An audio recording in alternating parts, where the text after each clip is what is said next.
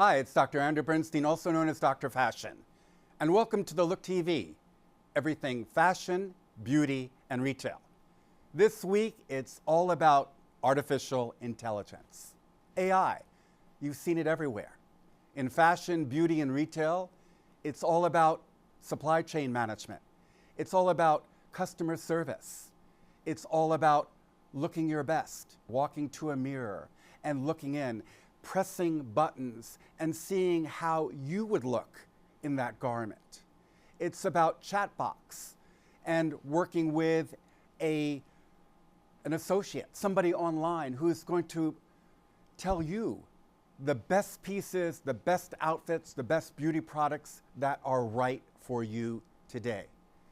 We're going to be going to Lynn University in Boca Raton, Florida, and we're going to be stepping into an artificial intelligence and innovation course where faculty are learning AI, and they're going to be able to teach students and incorporate all of AI techniques into their courses, projects, discussions, and to the programs itself. We're also going to be hearing from industry leaders in how AI is changing the environment in everything we see, touch, and do. From Apple's new glasses to everything else, AI is changing the way we see the world. It's here today, and we're going to bring you there this week to AI on the Look TV. Stay with us. You're going to be amazed. We'll be right back. Welcome back to The Look. It's all about artificial intelligence. It's changing the world of fashion, retail, sports, law, space, everything we see and touch. Artificial intelligence, just in a few short years, is changing the way we operate, the way we live, the way we see, the way we think. And we have a very special guest today, Jessica Couch. Jessica is the founder of Looks.fit, and she's fit technology consultant. So she has really dedicated the last several years to artificial intelligence. She uses it in her companies, and she is really going to discuss with us today AI, how it's changing the workplace, what it's doing now, and what will we see AI doing for the future. Jessica, thank you so much for being on the Look TV and being with us today. We welcome you. Yes, thank you. Thank you. This is really exciting. Well, thank you so much. Jessica, tell us a little bit about your background. What got you into AI? I know you have many years of experience in some different careers and what you've done.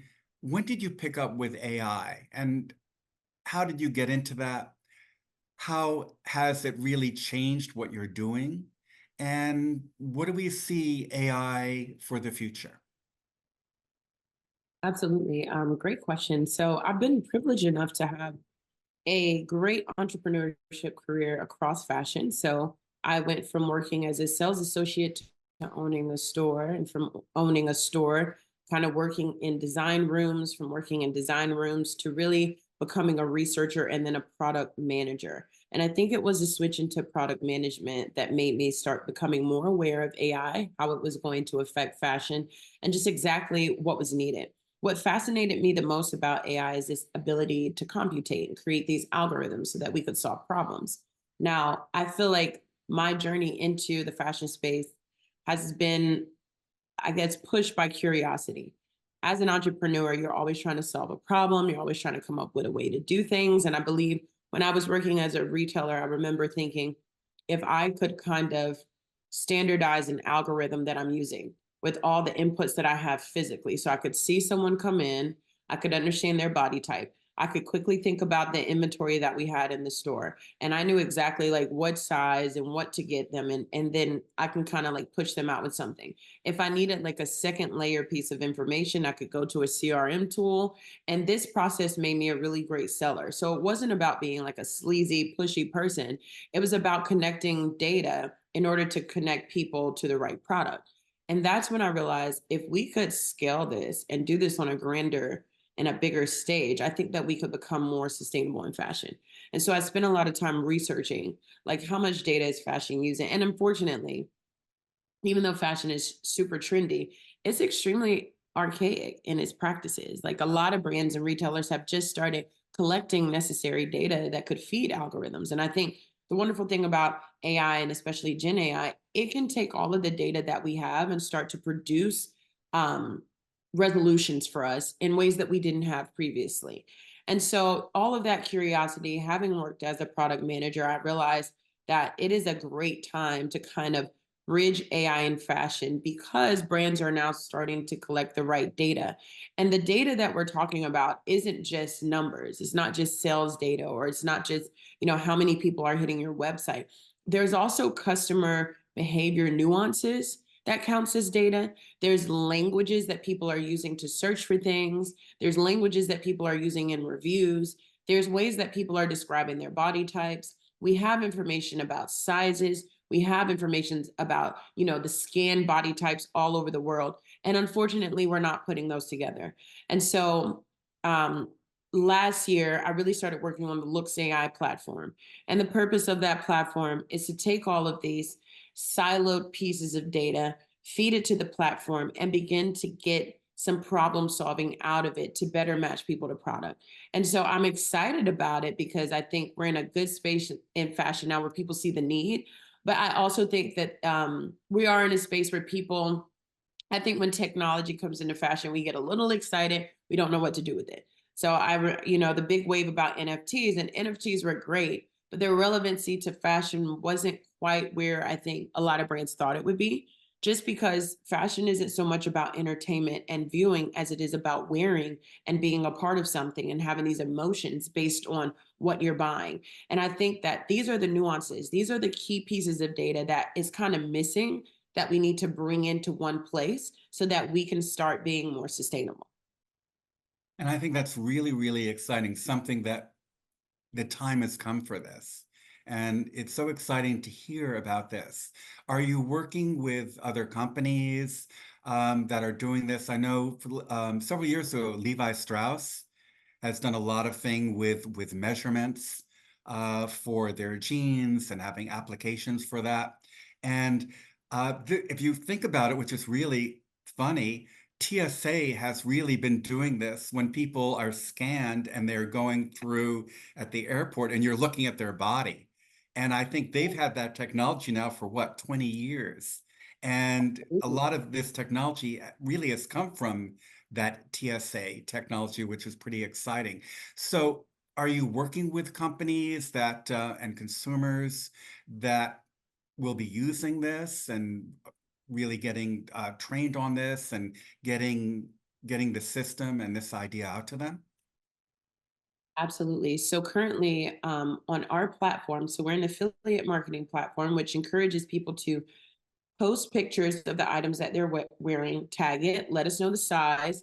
We take a little bit of information about your body, and then we match you with your doppelganger across the digital space. And right now we have over 2,500 brands on our platform, including Macy's, we have Nordstrom's, we have Bloomingdale's, we have all the major retailers, and then some of the smaller brands. I think the challenge for us in the next year is getting a robust set of data. So we need people to onboard and we need them to tag. Once we get that information, that's the most important layer of information for us is product parity. It's kind of what are people buying, what are they loving, and what size it is. And then we have a layer of information on what are the brands selling, what do they have in their inventory, where is that moving, who's like observing it. And then we need a layer of information that kind of separates what's happening in store from what's happening online. Once we have those layers, we kind of feed our tool so that we create a very unique neural network What we're also collecting is body data. We think that body data and is really relevant to kind of solving some of these problems with fashion. So to be specific, there's over $64 billion worth of returns annually. 87% of those are due to poor fit. So we're still seeing that there's a disconnect between the products that are being made, how they fit the body, and how people are buying them or returning them. That information is pertinent to us because we have to know what is the 20% of your closet that you're wearing 80% of the time and why. We need to know your body type. So when you onboard to our platform, you can give us height and weight, or you can give us your pain points. We think that pain points is a much better way to figure out what your body type and what your needs are than just saying, like, I'm an hourglass or I'm a pear. A lot of people can't identify that, or if they do, it's aspirational, but everyone knows what their pain point is. Everyone can say, well, I have really long legs or a short torso, or this, my neck requires this. That's the information that we have.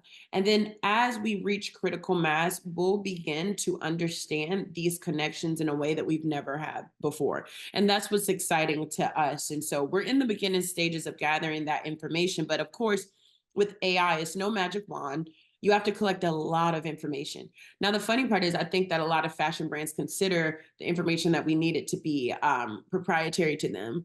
And in the past, they did not want to share this information. They didn't want to share their like tech or their spec sheets. They didn't want to share their sizing. They didn't want to share their grading. And that's great. But now we're in a place where the consumer has so much power, and they need to be catered to in a certain way. If you're not sharing that information to match people to products successfully, then you're contributing to the $50 billion of dead inventory. And that's a bigger problem than returns. Dead inventory is a huge problem. We have so many items that sit in a warehouse, and humans can't say, hey, I know what's in this warehouse and exactly who it's for, but AI can do that when we give it the right information. And so with AI, we get smarter and smarter, but we also get more efficient.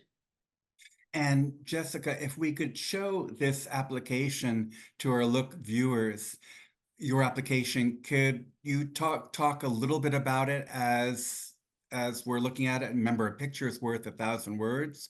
So showing this application, could you just walk us through it a little bit? Absolutely. So on the Looks platform, you would log in.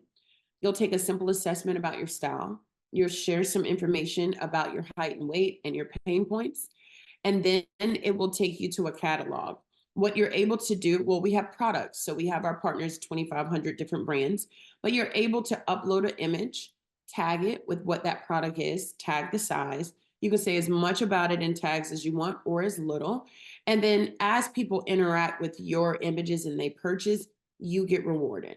So it's a one-to-one affiliate marketing for the consumer. And on the brand and retail side, we're able to pass back that data and information to not only show them who your actual influencers are, what products are being sold the most, what products are people with certain body types leaning towards.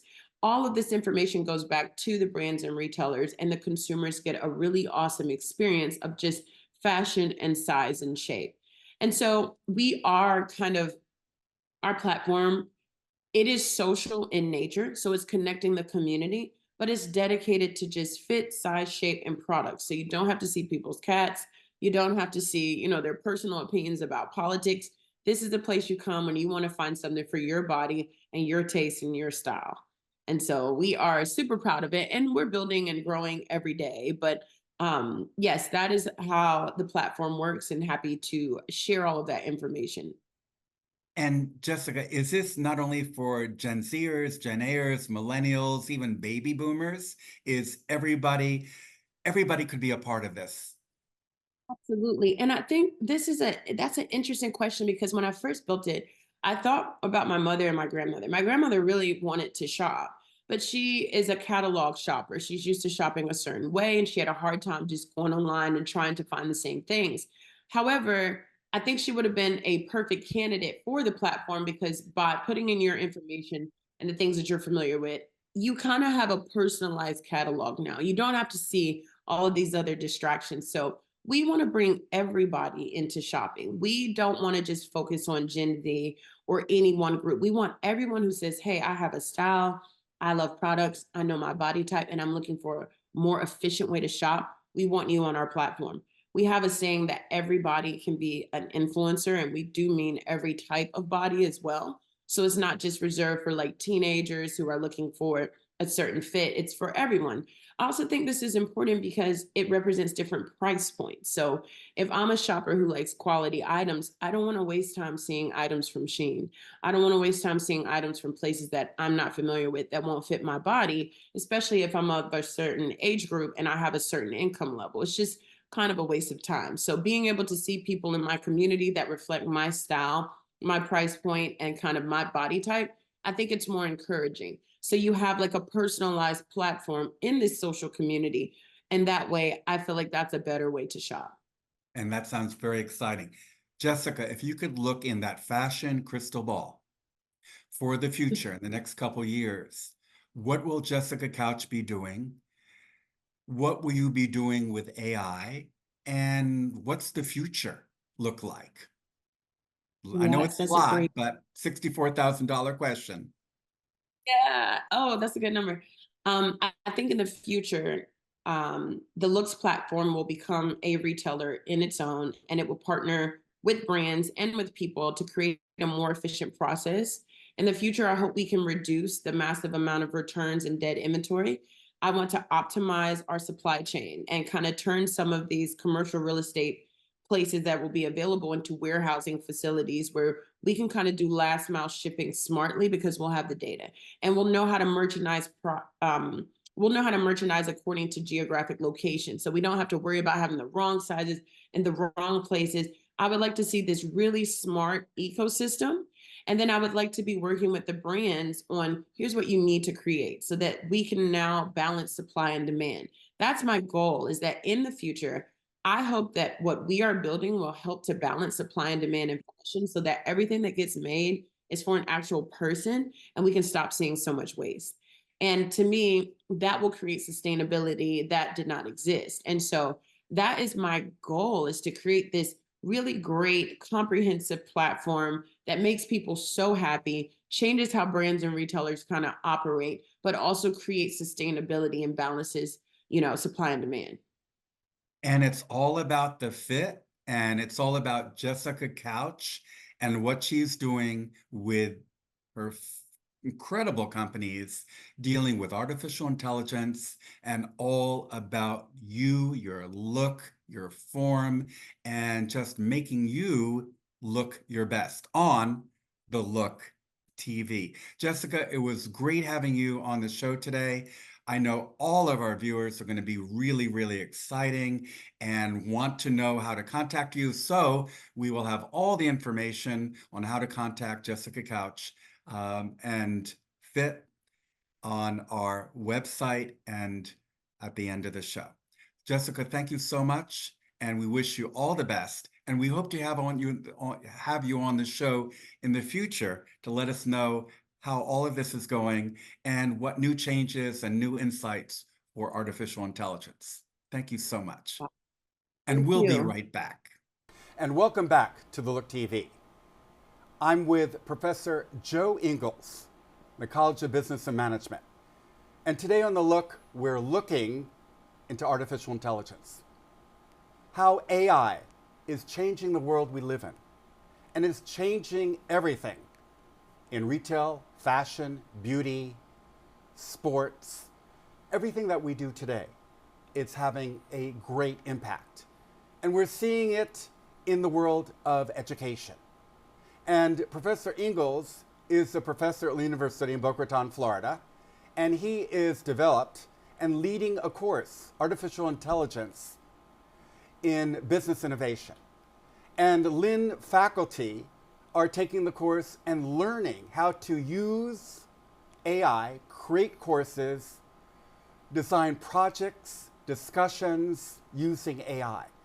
And they're going to take that knowledge and work with their students in all their classes. So welcome to The Look, Professor Ingles. Pleasure to be here. Joe, can you tell us about AI? This is something that you have a great passion for. How has it now trickled down to education? And why are we using it at colleges and universities like Lynn University and the College of Business and Management, working with faculty and students? Why is it so important? So let's take those questions in reverse order. The reason why it's so important is because it's revolutionizing everything we do, right? Andrew Ng, who was the head of Google's DeepMind project, said that AI is the new electricity, right? Basically, it's going to transform every industry. The ability to speed up processes, to make things better, to come up with new ideas, generate new thoughts on the subjects is where AI can help you shine. AI is not going to take people's jobs, but the people who learn to use AI will. And so we have to learn to be innovative in our approach to just about everything, including education. And this course that you are doing with faculty and also later on with students, it's kind of a beta testing. So tell us about what you're doing, what faculty are learning, what they hope to achieve, and what's going to happen after that. So the way we approach the learning is we encompass what we call the 4 E's. That is ethical, effective, efficient, and enterprising, right? Right now, the students have that upside down. They are thinking about how can I get the maximum output for the minimum input, being efficient, and that's okay. What we're doing with our classes is we're right-siding that for them. We teach them how to be ethical in the use of it, what's important, what's not important, how do you develop that in an ethical fashion. Then we say we need to be effective.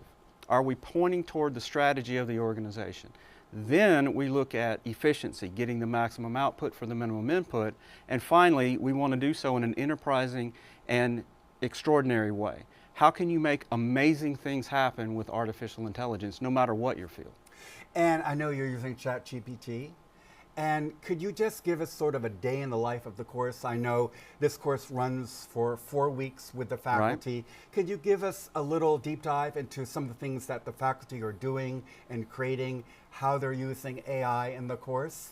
Sure. So the first thing we did was we had the professors and the students to develop their own ChatGPT interface, right? This is basically opening up the hood, tinkering with the inside of it and saying, I want you to act as, or I want you to behave as. And then we also turn on what's called the code interpreter to allow them to be able to use Python, and it writes Python code for them. And then it uses the natural language processing interface built into ChatGPT to be able to do whatever it is the professor wants them to do. For instance, Dr. Karima Lynn Franco, she is the head of our hospitality program. She created one called Karen. And Karen allows them to be able to use artificial intelligence to improve their customer service experience by acting as a disgruntled customer, a Karen, right? And then having a conversation with the professor or with the student to be able to grade their interaction. They'll come back and then they'll say, okay, you did this right, you could improve on that, here's your grade. And then it offers suggestions on what you can do for next time. That's great. And how will these students, now when it gets from the faculty, being trained and working on this to the students, how will the students use this in real life situations? So one of the ways my students are already using it in real life situations is by helping to streamline processes, by helping them to understand how you can get your materials from A to B. One of my students graduated and went to work for an energy drink company, and they had a backlog of shipping. The demand was higher than the supply because they couldn't get it out the door. Using AI processes, he found holes and gaps in the process, figured out how to fill those holes in, and he reduced their backlog by 30% in just 3 months. Wow. Right? So he's doing amazing things. That's with amazing. It. And Professor Ingles, for our Look viewers who don't have the opportunity to take this incredible course or any courses like this, how could they get started with ChatGPT? Just a little bit of information at home. What can they do to start looking into this and being creative? So what I would suggest for that would be just get started with it. Open it up. Start playing with it. Test the limitations of it. Run out of tokens and then have to start over in a couple of hours, right? Just start playing with it. Ask it questions. Figure out what it can do. Make pictures with it, right? Make pictures of cats with balloons on their head. Whatever you want to make. Right? And then you'll get to learn what it can and can't do, and it demystifies the process. You understand, okay, well, this thing is clearly not going to take my job, you know, and I'm not really that interested in whatever, but some folks might come back and say, this is amazing, and I want to do great things with it. So I would suggest just get in there and start playing around with it. Think of it like Play-Doh or Legos. Build whatever you want with it. Excellent. And the future, I mean, this is here to stay. What are we going to see? Absolutely. So the next big thing in artificial intelligence is not just the natural language processing we have now, but it's when you meld artificial intelligence together with next generation computing or quantum computing. And then you'll be able to tackle big problems with it, right? So one of the big problems we have right now, obviously, is climate change. And if you could start modeling how these climate change models are working and developing that in a way that makes sense for you and for the AI, it can come up with new things and new innovative approaches to solve these big problems. So the next big thing is melding high-powered computing, quantum computing, together with natural language processing. Awesome. So. And if you're interested in all of this, we're going to have all the information, more on Professor Joe Ingles, Lynn University College of Business and Management, what they are doing to change the world of AI at the looktv.net. Professor Ingles, it was a pleasure having you on the show today. Thank you for just really being so passionate about this. Sir. I know your passion, and for sharing that with our Look viewers. And I can't wish you enough of the best moving forward with this, with the faculty at Lynn and students, to really be a game changer for the future. Thank you, Professor Ingles. Thank you. It was a pleasure to be here. We'll be right back. What I use AI in the classroom for is to help my students actually understand all of the documents that come out of a legal case. I use it to help me help the students create a learning development plan based on their particular weaknesses. We're starting to use AI quite a bit. For the undergrads, it is mostly used for conducting industry and market analysis and customer analysis, and then we use a great deal of it as a generative tool for marketing content.